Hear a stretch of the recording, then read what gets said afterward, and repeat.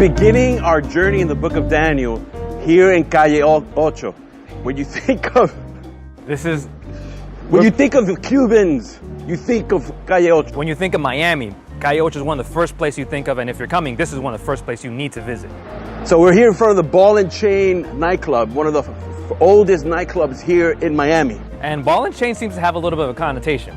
You know, you think about Ball and Chain, you think about exile. Don't go there. Oh, well, I'm just saying, sometimes you think about, it has a connotation of marriage, the Ball and Chain, but You went there. I did go there. You went there. I did go there. The other things we think about in Calle Ocho is Azúcar ice cream, the Domino Park, Pitbull. So when you think of Calle Ocho, you think of the Cubans that were exiled. And there's a whole history there. There's a whole history. This neighborhood used to be Jewish. And it exploded in the 1960s when the Cubans from Cuba, fleeing from Fidel Castro, they came here. But see, the Cubans that came here were the Cubans that had money.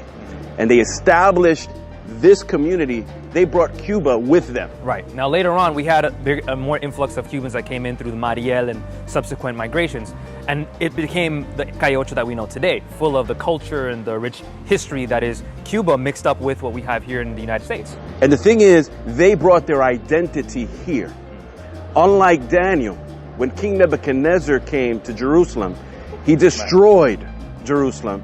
He brought 832 captives. Something like that. This is around the year 538 or so.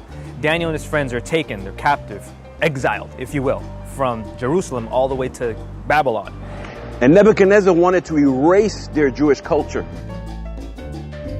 He changed their name, and he brought them into the banquet as a celebration of saying, hey, my God, Marduk, has destroyed your God. And that's something big to kind of consider, because sometimes we usually think of, you know, this test being something one of simply saying, hey, do you have which diet is better than yours? Vegetarianism. or meat. But it was actually much deeper than that. Like, it wasn't because there was pork in the table. It wasn't because of that. It wasn't just because, you know, one was organic versus non-organic or GMOs. It was really a whole shift of identity. And that's where it really comes down to. Daniel and his friends, when they were captured and they were given this trial for 10 days. So the idea was that, you know, after these 10 days, we'll see, is your God more powerful than really what you have now? They wanted to erase their culture. And we have to think about this. There were 832 people there. Why did Daniel and his three friends purpose in their hearts not to defile themselves with what was presented on the table? Because here, think about this. Whenever you're facing a situation where it feels like you have a loss of control, Daniel's friends, they really had no control over what was going on to them. But it's sometimes easy to cave in, easy to take the easy way out or to go to the path of least resistance. But Daniel's friends decided to do something different. They decided to remain faithful to what they believed. Why? What made the difference? They were faithful to their identity. Just like the Cubans that left Cuba and came here, they said, we will bring Cuba here to America. And I believe that Daniel and his three friends, their identity was based on their relationship with God. So as the saying goes, you can take the Cuban out of Cuba, but you can't take the Cuban out of the Cuban. Right? Is that right? Did I get that right? That applies to a lot of things. Something like that. But here's the thing. When it comes to the situations that you face in life, do you shift? Do you change? You know, do you remain constant? That's really what the first chapter of Daniel is about, identity. Now, King Nebuchadnezzar also shows up here, and he's a big figure we're going to be looking at during the rest of the book.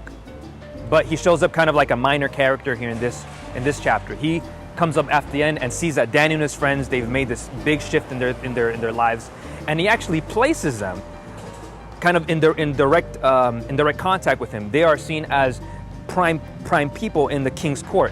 And no, remember, Daniel and his friends, they're not seen as really religious people because they're working as in the chamber of magicians and astrologers. They're working with him, as we see in chapter 1 of Daniel, that after this test was done, Daniel and his friends were 10 times better than the rest of the magicians in the king's court.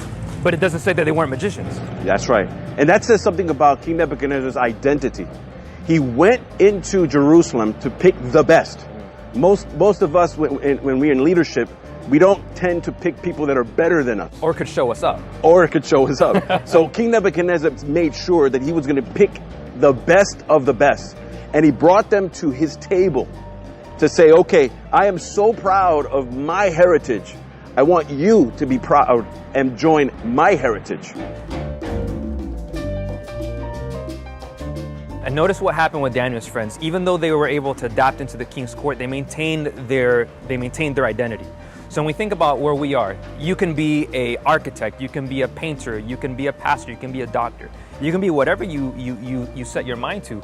But the question is, are you surrounding yourself with the best? Are you dedicating yourself to be the best kind of person in there?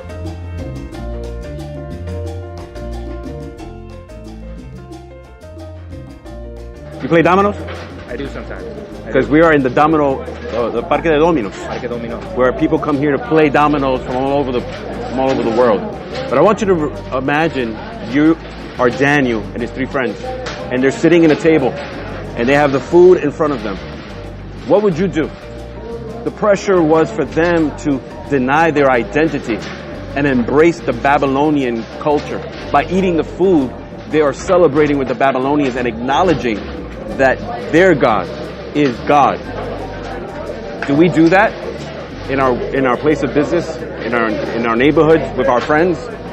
We're pressured to conform, or do we stick to our identity no matter what happens? That is what Daniel chapter 1 is all about.